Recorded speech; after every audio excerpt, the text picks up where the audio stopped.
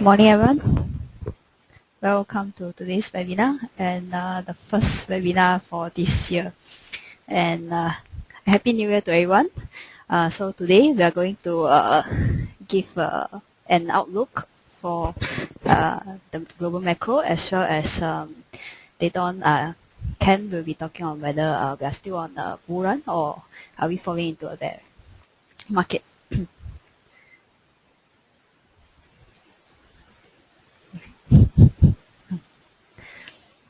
Okay, this is actually a heat map for the PMIs,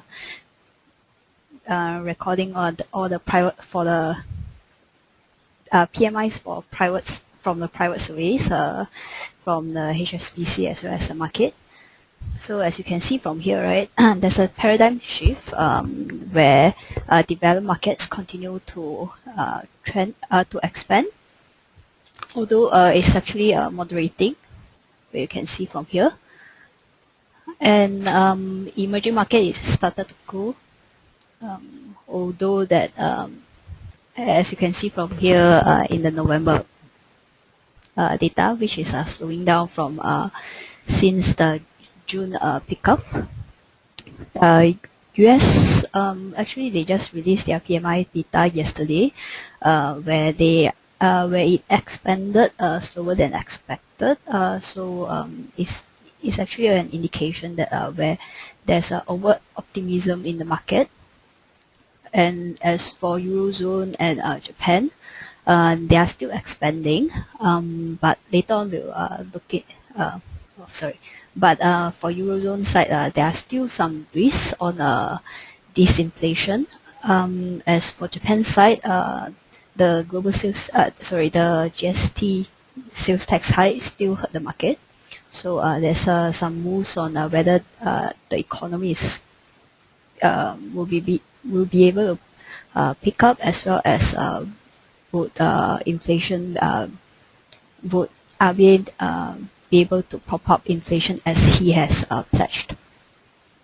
As for China, you can see that they are slowing down, and India picking up, while Indonesia also slowing down. So these are the few risks to look out for this near term, where US interest rates normalization.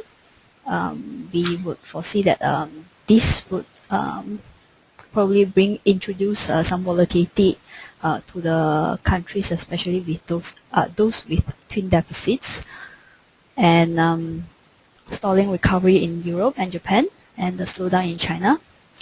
This might have some spillover effect, especially to the region on external demand end. Okay, as mentioned previously, you can see that the global composite PMI as well as the global manufacturing PMI are decreasing, although they are still in the expansion territory. And we can see that Japan as well as the Eurozone's manufacturing sentiment are actually heading up, although that their fundamentals data shows the opposite. As for US production, employment, the personal income, everything is going up. So yeah, so we are quite positive on the US data, as well as you can see from the inflation. Inflation is going up, and this actually induce some speculation that the interest rate hike will be probably in the late June or to July, but usually will be on the second half of 2015. And for China end, you can see that the PMIs are still within the expansion territory, although it's slowing down. And for one of the concern will be on the housing market, where there's where people are actually worried about whether there will be any hard landing. But in the recent data, it actually showed tentative signs that housing market is actually bottoming up, where the month-on-month decline is actually decreasing, meaning that it's decreasing at a slower pace. So we might be able to see that the housing market stabilize in China in coming months. Trade remains, the trade data still looking good, while for China, the other risk would be on the deflation risk, where you can see that the leading indicator, the CPI, is actually going into the negative zone. So deflation is not a good thing in an economy which are actually slowing down. But with all this, right, we are still positive on China, given that there are a lot of reforms going on, and we are also positive that there will still be more stimulus measures to bolster the economy, such that it won't go into a hard landing in especially brought up from the housing market, and we might be seeing a more easy monetary policy moving forward. As you can see from here, right, the benchmark rate is still stagnant at this point, where we are actually speculating it's going to come down any in the near term, where because the real lending rate is still high, thus the new loans growth are actually are still quite low at the moment. So probably the Chinese government may be reducing their interest rate to prop up some credit growth. For India, and India is actually taking over China as Asia's bright spot. As you can see that their real GDP growth are actually going up, rebounding from the previous 2 years GDP growth at below 5%. And as for their trade data, also looking good. Their twin deficits concerns are actually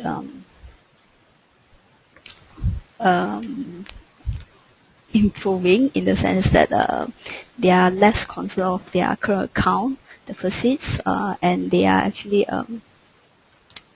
scrapping their gold import restriction, because one thing, they are quite comfortable with the current account deficit, and also with the gold restrictions in place, there are actually a lot of illegal imports, which we can see that from here there's a negative growth in imports due.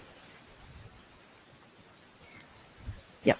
And as for their inflation rate, you can see that it's stabilizing and going down, and the leading indicator for inflation is actually at 0% last month. Yep. With this, I would like to pass on the presentation to Kenneth, who will be talking about the TA.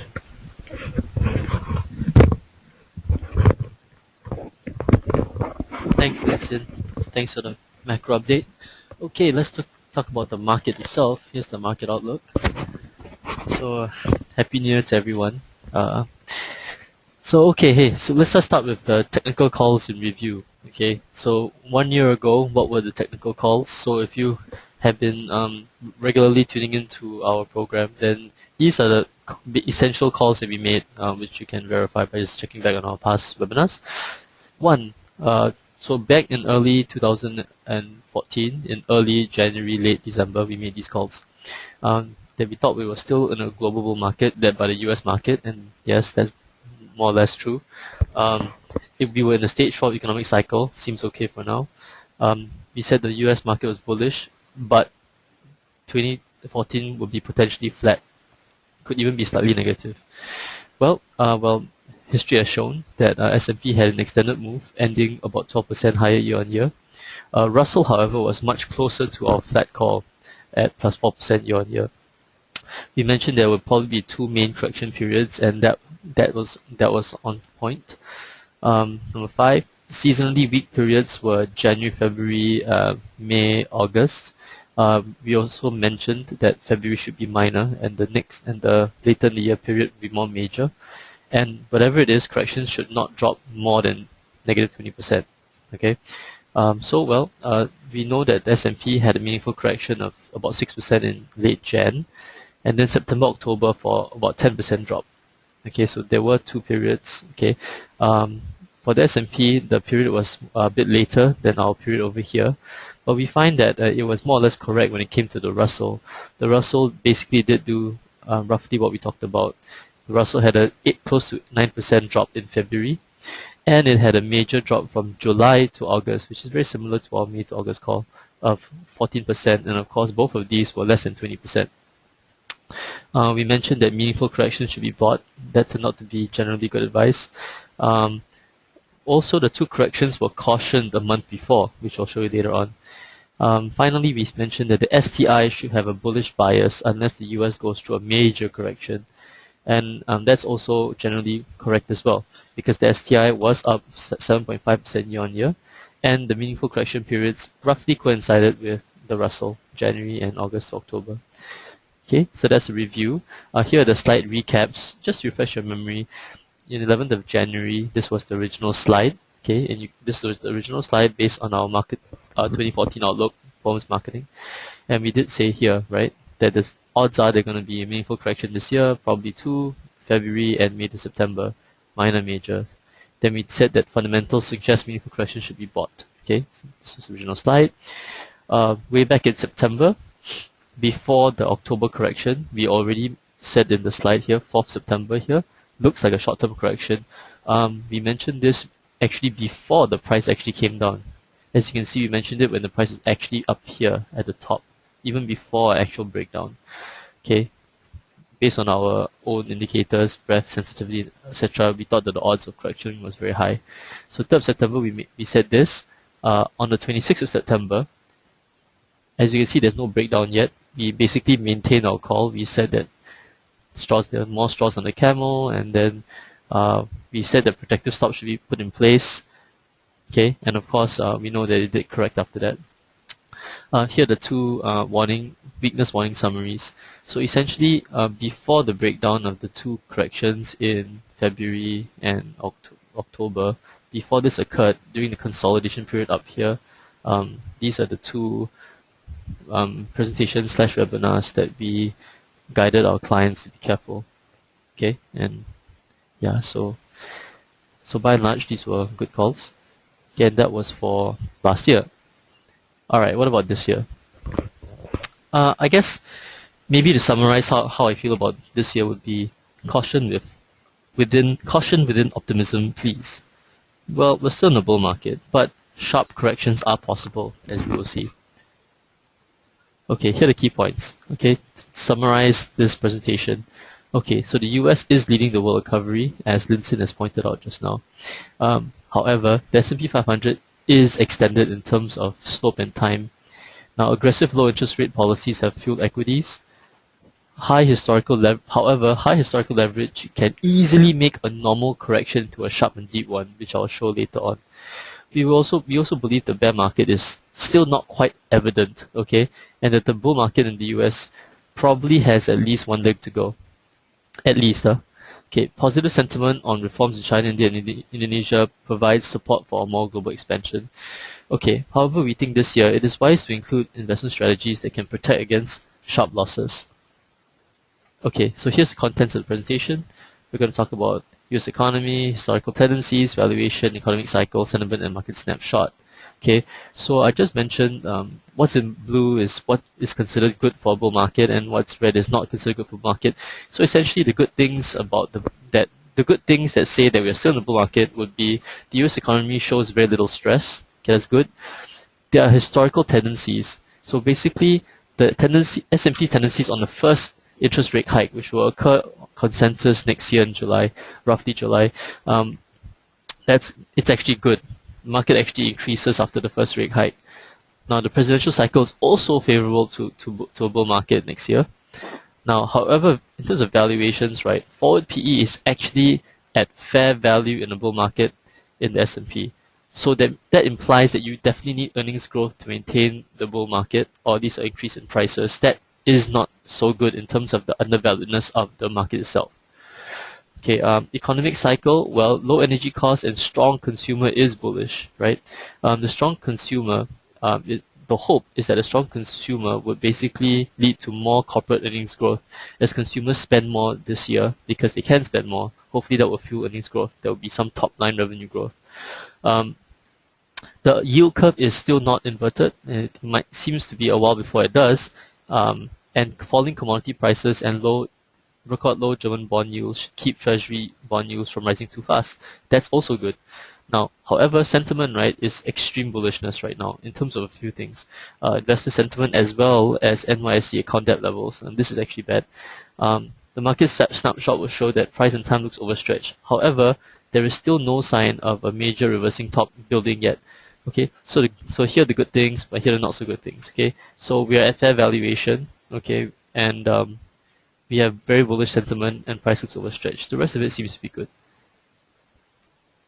Okay, although Linson has already talked about the improving macro numbers in the US, right? This is just a quick snapshot of leading US indicators, and by and large, they're all looking good. I won't spend very much time on it. At the same time, right, there is a consensus in terms of S&P next year that it will increase roughly 8 to 12% next year, so roughly 10% next year. So that is the leading indicators. The consensus is looking good. Now, historical tendencies. Here's the historical tendencies on the first rate hike. Okay. So basically, you can see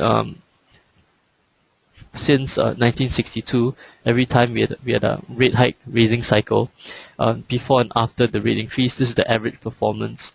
So just to summarize, usually, right, a few months before the rate hike, there's an increase of 3% plus. And 6 months after the rate hike, there's also an increase of 3% plus. This is not. Excuse me. I guess you can say it's is to be expected, considering usually rate hikes occur when the economy gets into what we call such self-sustaining mode, when the economy in itself gets also to its own feet, and there's usually good macro numbers that go along with the first rate hike. So essentially, here historical tendencies show that for the year that there is a rate hike, right, generally it's a positive year. Okay, in terms of presidential cycle, it's also favorable. Turns out that year 3 of a presidential cycle, right, has the highest return for S&P. Okay, and and this year is the 3rd year. But these are just historical tendencies. It is not this cannot really tell you whether it's really going to go up or not, but it's good to know. What about valuations? Okay, for valuations, right, here's PE versus inflation. So essentially, since 1946 to now, this gives you the average PE, highest PE, lowest PE, based on the inflation rate at that time. Okay, so right now over here, we have your inflation rate itself. We are basically between 1.5 to 2%. So you are under 2% now in terms of inflation, core CPI. So essentially, we are right here. This is the line that we're at. So based on inflation, it would seem as though we are at fair value. Okay. Current forward PE is actually 16.1. Oh, it's actually a bit less now. This is a bit outdated. The current forward PE is 15.4 times right now. This is the source we get it from. So that basically is roughly around here. So we're just very slightly under average value right now. Okay, this is for inflation. In terms of historical, it's like this. So the red line is the S&P price itself. Okay, axis is on the, both sides are the same. Okay, the blue lines are basically what is the price of the S&P should it trade at that PE. So for example, right now we are in the red line, we're here, and we're just roughly slightly above 15 times PE. the blue lines tell you that if today it was going to trade at 20 times, it should be up here. If today it was supposed to trade at 10 times forward PE, it would be down here. Okay, so one way to look at this is as follows. You'll notice that for the last cycle here, when we are in a bull phase, and the bull phase is like the second half of the bull run up here, right? You see that the index tends to trade at 15 times forward PE. That's what it trades at when there's a bullish sentiment. When there is a bearish sentiment, right, it trades below 15 times PE, as you can see here during the financial collapse period, as well as the first half of the leg, see, where no one could believe that this recovery was true. It traded at below 15 times PE. So now we are actually at fair value or slightly above, just based on the expectation that we are in a bull market. Okay, so valuations, we're at fair value, we're not cheap. But at the same time, neither are we euphoric. Like here's this what it was in the dot-com bubble when we were trading at 25 times close to 25 times forward PE. Okay. So the question that we have to ask is the bear here yet? As in the bear market, not referring to Care Bears or whatever. So looking at the cycles, the bear here yet? I would say not yet. So we got to talk about where's the weight of the evidence. So we're going to put all the evidence on the table and see where it stacks up. Okay, here's the bear market watch. Okay, the bear market tends to start when, okay, economic data is peakish. Well, I don't think we're peakish yet. It's good, but not quite peakish, so I'll put maybe. Bear market tends to start when sentiment is very bullish. Unfortunately, yes, sentiment is very bullish. Bear market tends to start when investment leverage is high. Yes, we are high. Bear market tends to start when corporate earnings is below the 12-month moving average. Right now, we're actually barely above it. So this is also something to look at. Okay, bear markets tend to start when inflation is high. That's no. It starts when the yield curve is inverted. Also no. Starts when energy prices are high. No.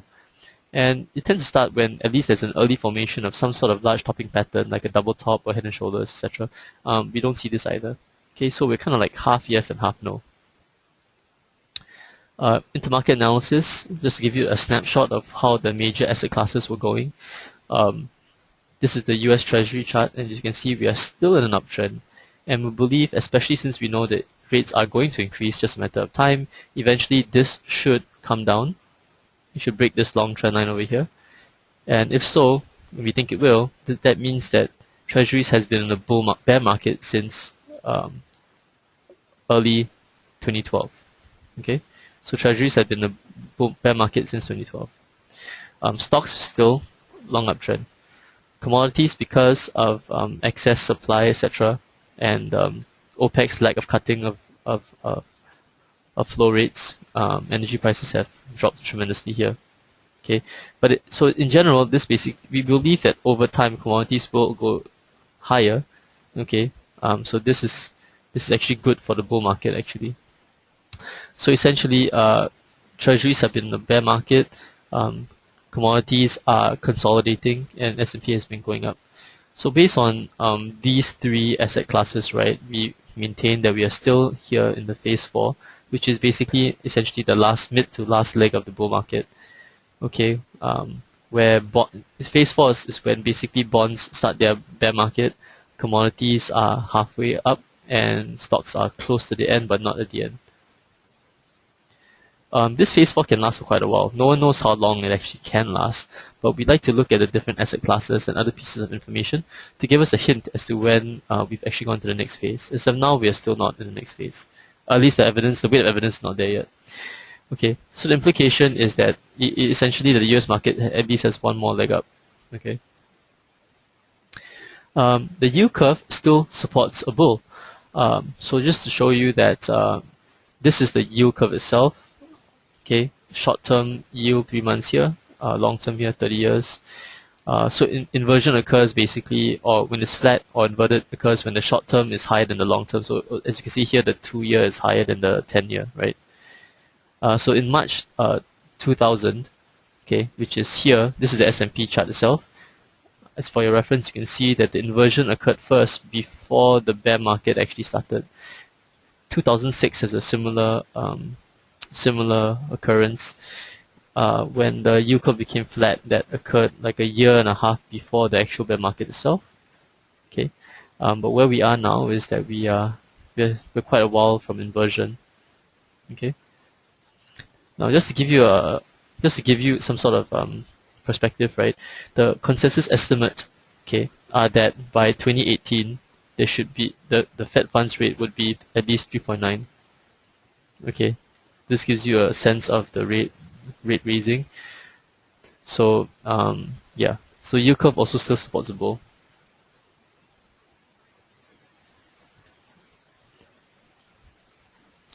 Okay, this slide gives you another way of looking at it, that U.S. corporate profits must continue improvement to maintain the bull. This is basically U.S. corporate profits. Okay, that's the red line. Okay, reported every quarter, and the blue line is basically the one-year moving average. Okay, the key thing is that you can see from the red is basically when there was a recession, and basically you can see the recession usually starts after corporate profits start to go on a downtrend. Okay, and one convenient way of measuring a downtrend is when it breaks the one-year moving average. So as you can see here, when you break below the one-year moving average, and when you stay below it for some time, that is one of the indicators a recession is coming soon. Okay, and of course the market top was not in 08, it was actually 07, right? So when this breaks here, I mean, based on the last cycle that we've had, we had it's like almost a one-year lead time before, before a bear market actually started, or yeah, of the stock market. So we had a false one break over here, and of course but of course we recovered very sharply after. Okay, so where are we now? Now we've broken here, right? And that was cause for concern. But the thing is, we have, based on last quarter's results, we've actually managed to get above it. So we need to look at this, okay? We hope that essentially the US corporate profits will remain above the moving average.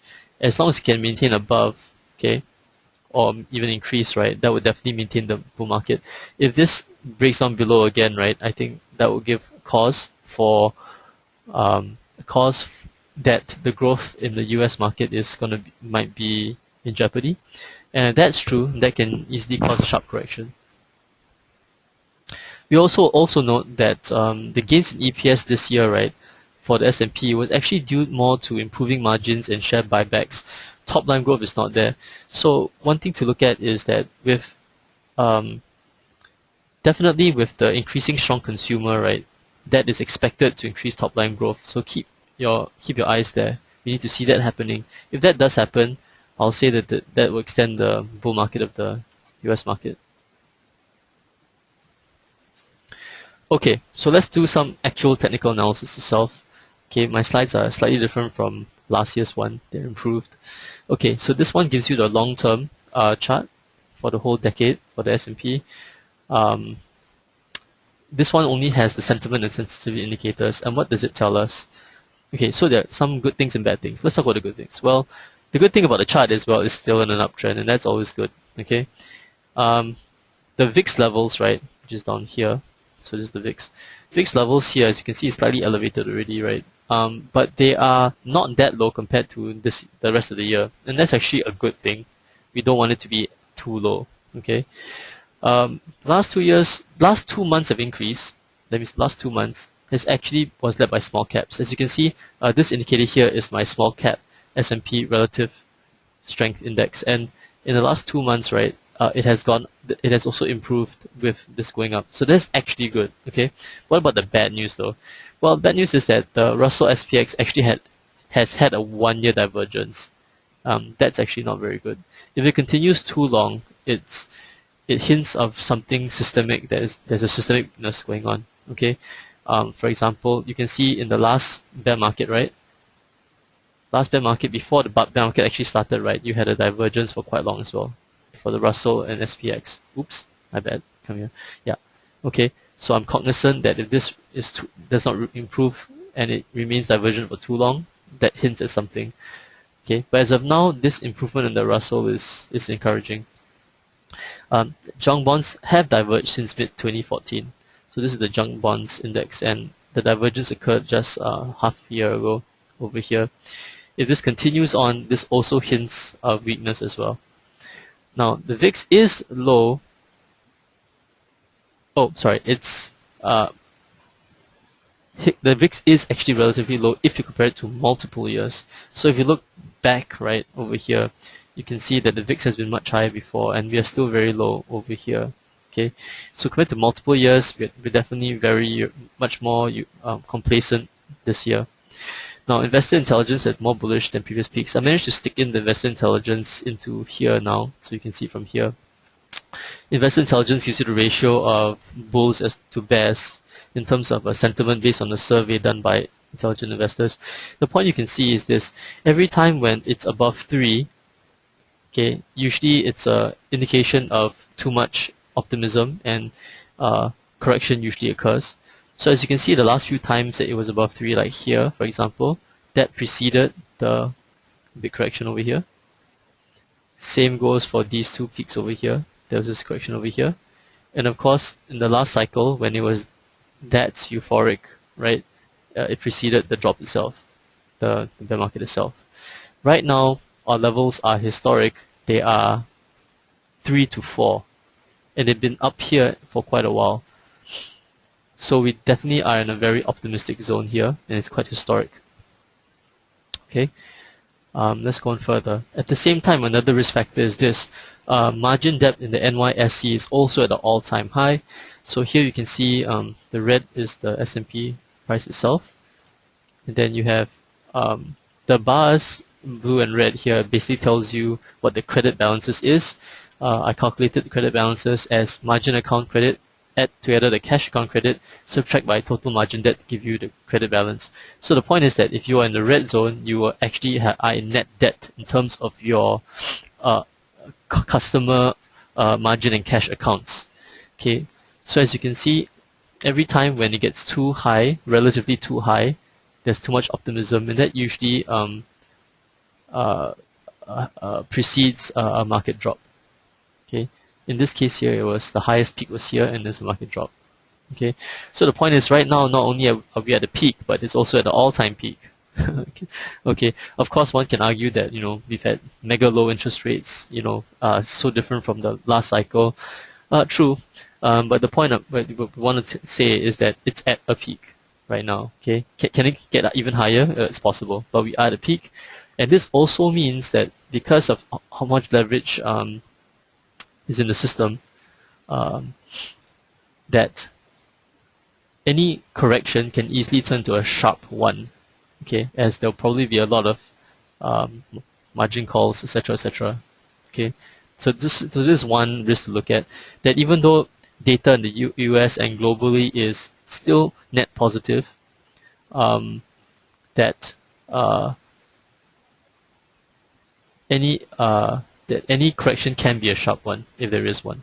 Okay. Okay. Finally, we talked about legs, lots of legs, right? So let's talk about the Elliott pattern. This was the Elliott pattern which I put down in August 5th, the first time I did it.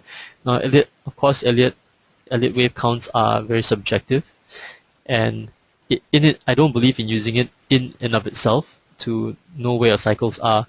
But I think in the context of a full case where you put in a lot of evidence in, I think that it is okay to do so and stack it up with the rest of the evidence to see where we're at. So based on this, I said this is the major one. This could be a 2, and this whole part here was a 3. So inside here was basically an extended 3 of 3, meaning here is supposed to be 3, but you can call the 3 1, 2, 3, 4, 5, and inside this 3 there's another 5. See, 1, 2, 3, 4, 5. Okay, so that's based on the evidence that we had, and this is what I thought it was. So let's look at where we are today. So today we are here. Okay, if I want to continue this count here, now I'm not claiming that this will be 100% correct, but I will say that at least how I labeled this wave is within the rules of the Elliott wave. I mean, I'm not going to go into how to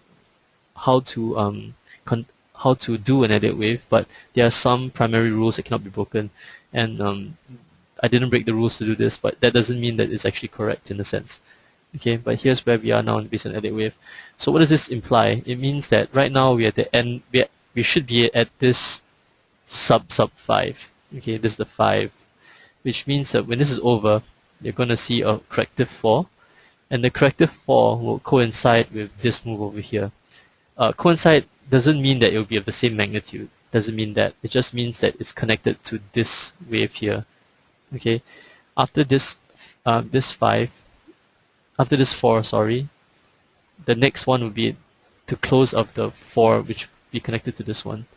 Okay, and after that, if this Elliott wave is correct, after that you should have one more leg for the rest of the bull run. Okay, but no one knows how big this next leg is. So we are awaiting the end of this extended 3 to go into a 4 before we go into a 5. Okay, but one convenient pattern to note, which also seems to make sense, is this. If I want to draw a price objective on the S&P just based on the breakage of this long consolidation pattern, so I mean here we broke out into all-time high, right? If you do a price objective, right, that would actually end up to be roughly around 2400.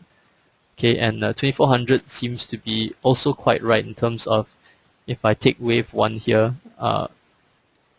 if I correct it and go up again, seems to be about right. Okay, so basically there's something to look at. One, we expect a 4 first before the 5, and that 2400 seems to be a convenient price objective. And at the same time, since we have consensus analysts saying the S&P will probably go up 10% next year, put it all together, I think, yeah, we have some sort of case here. Okay, but let's look at the S&P for the shorter term, like as in what's happening now, right? So as of now, we think that we are actually in the midst of a short-term sell-off, and that's in play. Okay, so we had an initial drop here, a consolidation. I think it can drop a little bit more. Okay, I don't think that this should precipitate a major correction at this point, based on what I see so far. But anyway, the breadth oscillators are turning down here, and the MACD and stochastic is maybe turning down. Okay, but we don't think this would be a major drop, but we think that we are definitely in a short-term correction play. So might want to wait a while. Okay, so the summary for 2015 is like this. Conclusion is that improving US data implies future earnings growth, which can fuel a further uptrend. However, any threat on growth may be a trigger for a correction. Okay. Global macro numbers are still net positive, and watch for policy-driven improvements, in China and India. Now, the thing is that any threat on growth may trigger a correction, and sharp corrections are possible, and that's because of the historically low VIX and high bullish sentiment and NYSE margin depth. Okay, so you can go along, but just make sure you have some investment strategies in mind that protects you against sharp drops. And of course, the divergence in Russell and Jung bonds hints of potential future weakness, but that's in the future. Historically high margin debt and Elliott wave count suggests a bigger correction, but within a bull market this year if it's triggered. So okay, so assume bull market till proven otherwise. However, consider trading stops on long positions lah. Okay, because corrections can be sharp. Quickly, let's just jump into the STI very quickly. So we note that basically there is a big correlation between the US market and the STI. Okay, and this correlation, so here's the S&P itself, and here's the STI for the past 20 years. Basically, here's the correlation index over here. So obviously the closer you are to 1, which is 1 is up here, the more perfectly correlated you are. And by and large, right, you are always mostly correlated most of the times. The only times that there is a discorrelation, right, is when the S&P is weak compared to the US market. What does that mean? It means this. It means that when the US goes up, the STI doesn't necessarily have to go up. But when the US goes down, the STI is very correlated to go down. which is why we always have our eye on the US market whenever we want to look at the long-term prospect for the Singapore market, which makes sense because for the US market, I mean, it's a proxy to a global market if you think about it, because 30 to 35% of revenues for the S&P 500 actually comes from overseas. Okay, so that's so based on the context of the US, right? As long as US doesn't go through a prolonged correction, right? I mean, then we can look at this STI based on its own merits. But if you think that the US is starting its bear market, or if it's starting a big correction period, right? I mean, the STI will usually be affected as well, and that's the reason why we focus so much on the S&P, and then use it to peg the STI to it. But the outlook in itself, just based on a quick basic technical outlook, is this: well, we're still in an uptrend. Okay, the RSI is not overbought yet. The MACD has not crossed down yet. Okay, but of course the cons are the price is actually it's actually at a 52-week resistance. If you can get through this, right, that's actually very bullish, and that's great. Okay, so at this point in time, as you can see, we are consolidating just below this. Probably be wise to see if we can convincingly break above this. Okay. So what I want to say is that if we cannot break above this, right, then I will say that the RSI at this level is actually high, because it's actually, if it's in the consolidation zone, right, it's actually high. But if we have enough ammunition to break out, right, then it's not high enough. It can go higher. Okay. So a successful break of the 52-week high will be bullish and imply further short-term upside. Okay. If it comes down, then the convenient support zones would be the 50-day MA and these gap zones over here, like 3250, 3220, and of course, worst come to worst case, 3220, 3200. Okay, that's for the STI. Okay, quick bonus, right? Let's talk about gold. Why do I want to talk about gold? Because no one else is talking about it, and that's why I need to talk about it. Gold was in the news for some months, right, as it dropped in price for quite some time, but nowadays no one talks about gold. People talk about oil, no one talks about gold. So you know what, I just thought maybe it'd be a good idea to talk about gold today. I'm only going to tell you what I see on a technical level, okay? These are some very short points that I thought was interesting, okay, that I want to alert you at. Alright, so gold seems to be showing early signs of strength. I use the word early, okay? Meaning that there is no confirmed bottom, but I see signs, technical signs that it could be at the bottom, and these are some of the main points. I like the fact that gold has started to resist the stronger USD. For example, since July, here's the USD, right? Since July, USD has been strengthening, okay? And that's usually bad for gold, or most commodities actually, okay? As you can see, the first part of the strengthening, gold did come down. But the interesting part is that as the dollar kept increasing here, gold has resisted that increase. It's still consolidating. The hints of some strength going on over here. The MACD is showing some mild positive divergence. In other words, as the gold is coming down in price, the momentum is slowly increasing. That's a good early sign. Gold miner price and depth are stabilizing. Now it's not improving but stabilizing, so that's an early sign. Okay, so for example, this is the ratio between gold miners and gold itself. So as you can see, as the price of gold is coming down here, the gold miners were being hit even worse. That's why their relative strength dropped, and that's not a good sign usually for gold when the more sensitive asset class gets hit even more. But then as the price had come down, at this level, right, it seems that the relative strength has leveled off as well. Okay, so that's it's way early to say, but that's at least it's not deproving. Okay, finally, gold commercials are hedging less on future prices, and I'll end off with this one. So here's a chart. Okay, I got the numbers from the COT report, Commitment of Traders. Also, you can get from Bloomberg, and what it tells you is very simply is this: the blue zone is the actual gold commodity price itself. Okay, now the dotted lines is basic. Okay, so the dotted lines and the colored lines here are essentially the net position of futures trading that these particular groups have. So green will okay. So dotted lines are the commercials. Commercials means companies that actually take physical delivery of gold. They actually utilize gold within their business itself. Okay, this is the commercials. Of course, managed money is your funds and etc. etc. We know what that is, and non-commercials is basically everyone else. I just want to point you to the commercials. Okay, just commercials.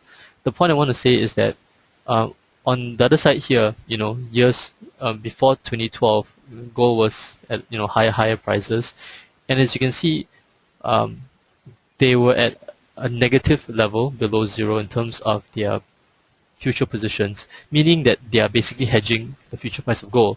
They're selling future contracts for gold because they think that the gold price is, maybe there's a risk of it dropping because it's too high, so they will hedge more.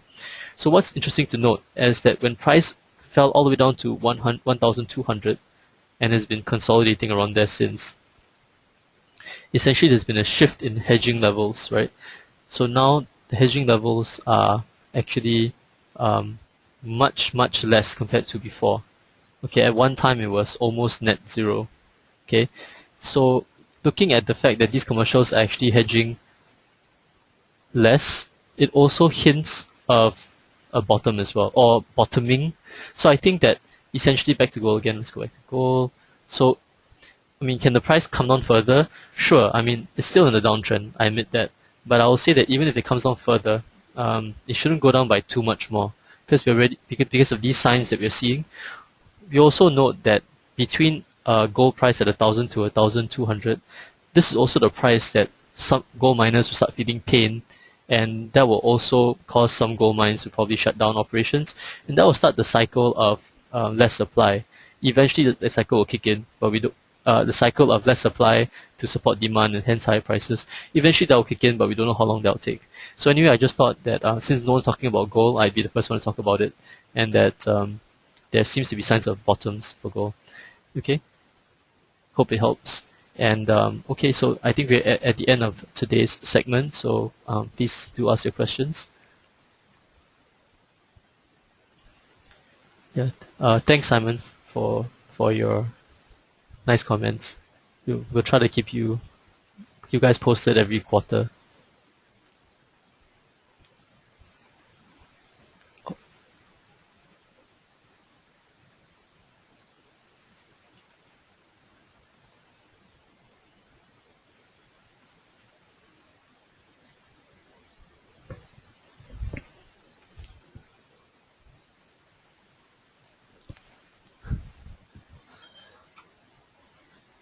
Okay, please stand by. We are presently looking through the questions.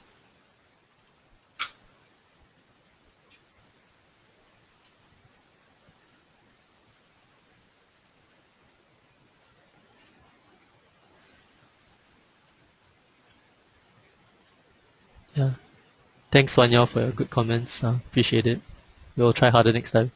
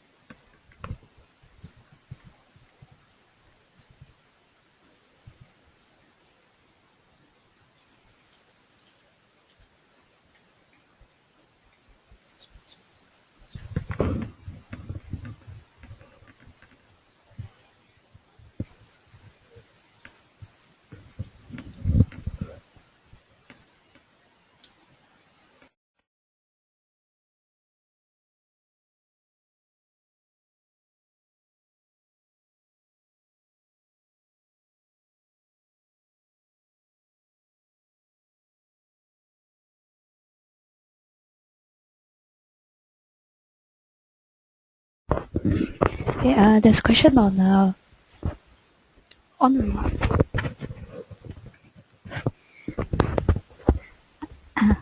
this Lin Xin, your China macro economist.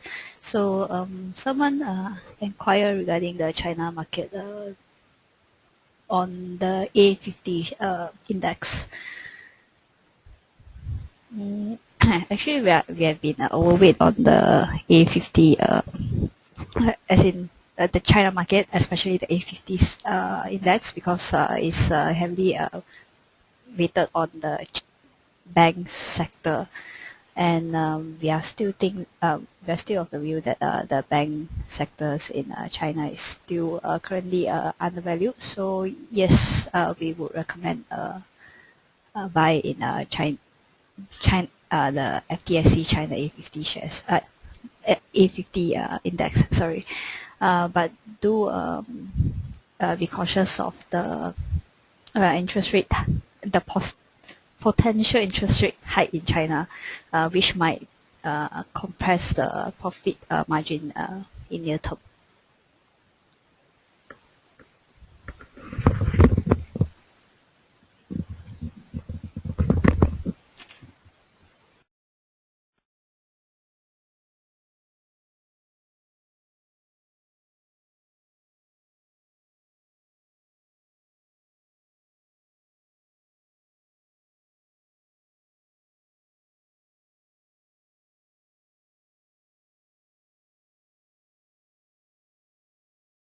Hi, I just want to talk about this question. Regarding gold price, will the increase in interest rate affect the gold price? Okay, on a fundamental level, right, when you increase the interest rate, right, that will actually, in general, strengthen the US dollar, okay?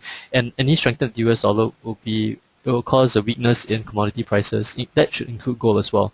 However, right, I just feel my technical sense is that a lot of this has been discounted already. As you can see that the gold price in the chart I showed you just now, recently as the dollar had the dollar was increasingly going up, but of late, right, the gold has resisted dropping at that time. So I suspect that a lot of this interest rate and strengthening dollar is discounted already, lah. Okay. Of course, I cannot guarantee this is the actual bottom. I just see a lot of hidden strength going on. Okay.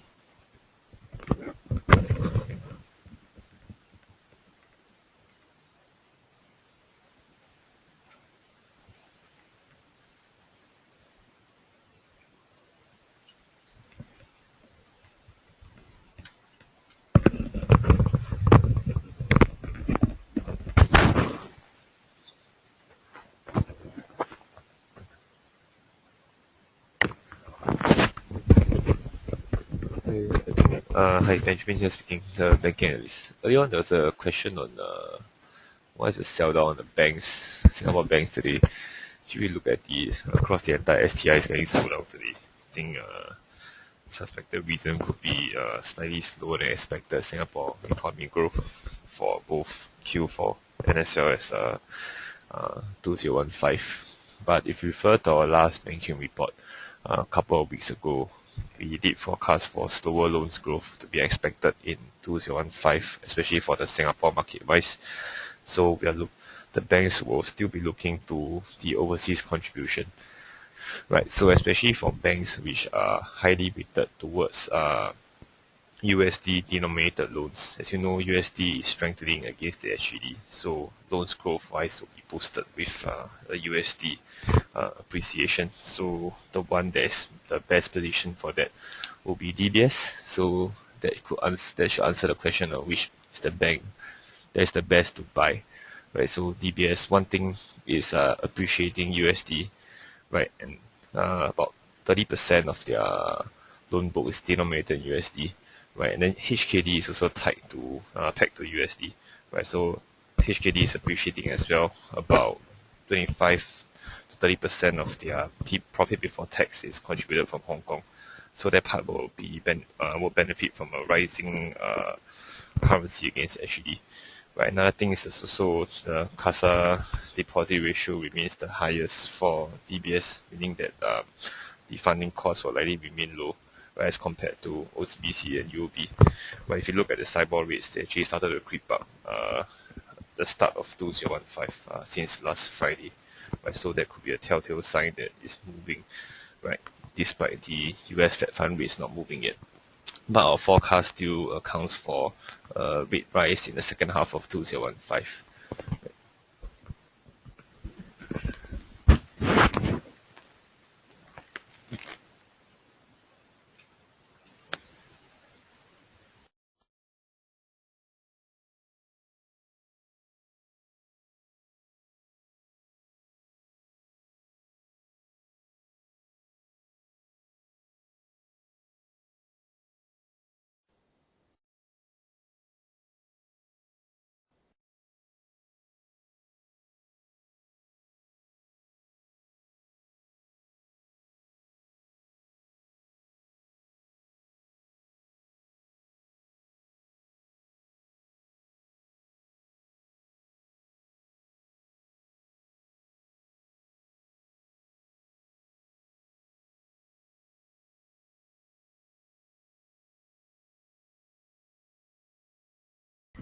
Hi.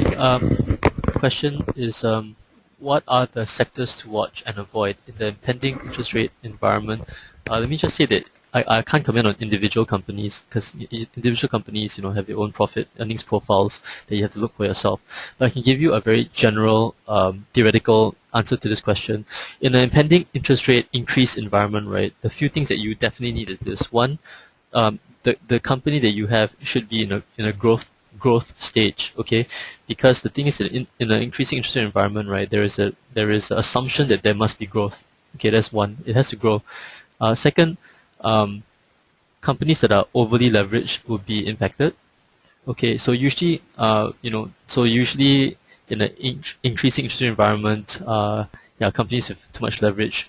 In the U.S., at least, right, utilities are very much leveraged. Sometimes property you should watch out for, or sometimes even REITs as well. So I'm not saying you should avoid all these things like REITs and whatever, but the thing is you have to make sure that the property company you're buying or the REIT you're buying should have some sort of growth prospect, because they are going to be hit a little bit because of the interest rates that are increasing. Companies that will benefit also in an increasing interest rate environment for a period of time will also be things like banks, because banks would also improve when the margin spread increases. So usually there should be, okay, so that depends on the spread. So if the spread is decreasing, then maybe not. So yeah. So but these are things to look out for.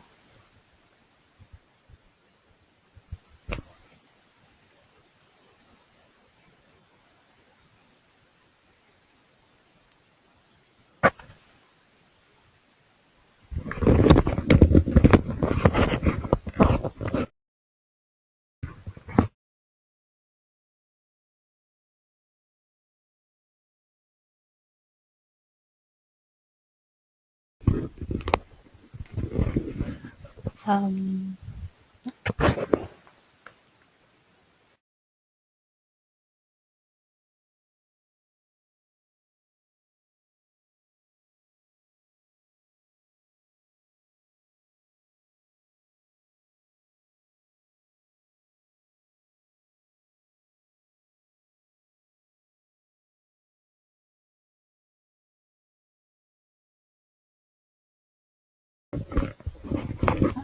for those who are asking for any particular China bank counter to buy, kindly approach your TR for recommendation. As for where is it?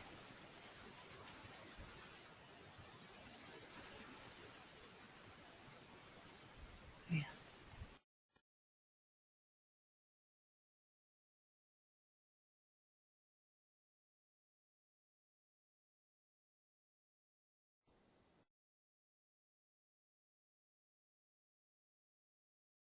There's a question on there's a question on China equity. With high credit rise and defaults, so which sector is safe?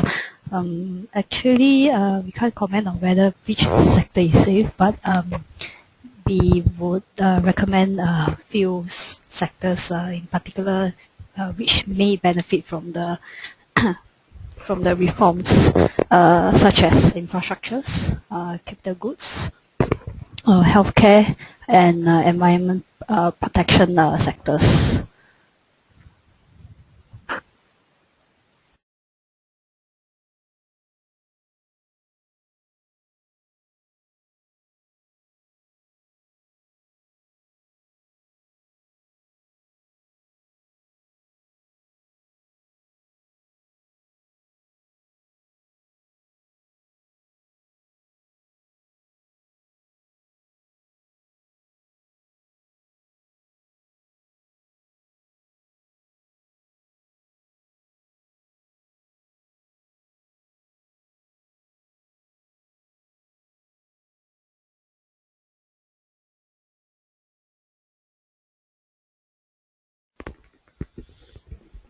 Hi, Benjamin here back again. The latest question was the prospect of the O&M industry. So I'll refer you back to the Singapore market for the offshore and marine side. So currently our view on the offshore and marine market is pretty bearish. Right? The main reason is the sustained low oil prices that we are seeing. And currently, right, there's still quite a lot of uncertainty on where the oil price is going to be stabilized at. Currently at about $50 to $55. Like Brent is trading about $55. Then WTI is about 51. Right, currently at this oil price level, deep water to ultra deep water exploration is not viable anymore. I.e. saying that in most of the oil fields that are deep water and ultra deep water, but the production cost is really higher than the per barrel oil being sold. Alright, as a result of that, we can safely assume that next year going forward, for this year 2015, right, order wins coming in for the big boys like Sembcorp and Keppel for the floater section like the drill ships and as well as the semi-subs. Unlikely that in the global market front there will be any units being sold. Right, therefore, you can assume that for Keppel and Sembcorp, that portion of the order wins will disappear.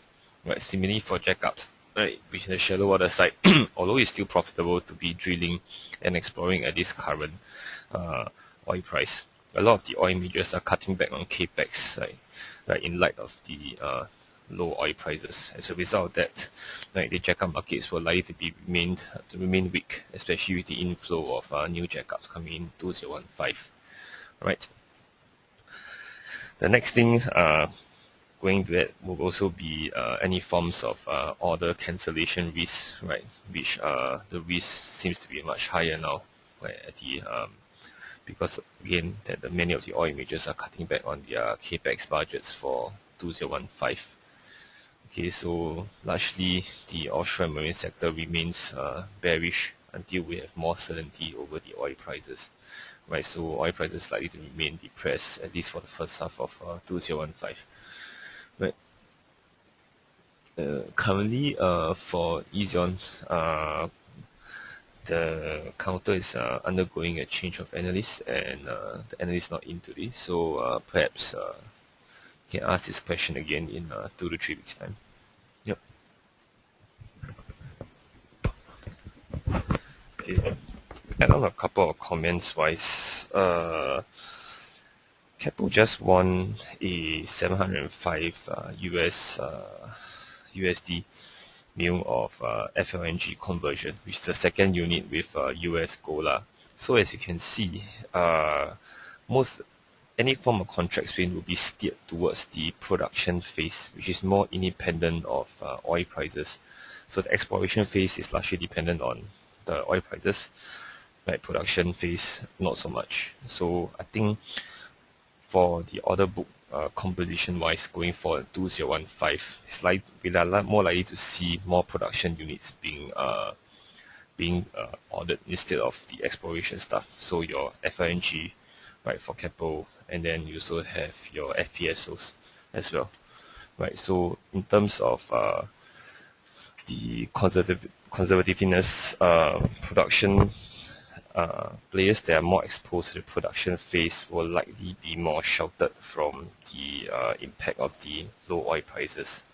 Right, so Ezion, as well as Pacific Radiance are two examples of companies that are exposed more to the production phase, and so they share the water side.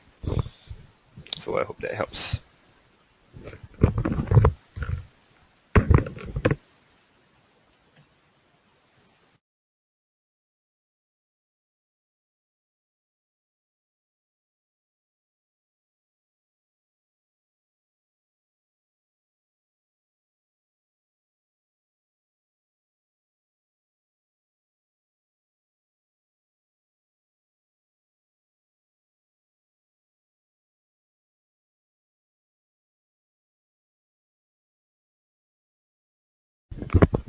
Okay, everyone. I think that's it for our. It's already 12:20, so we have to close our webinar. So have a good New Year and hope you prosperous this year as well. Okay, see you next week.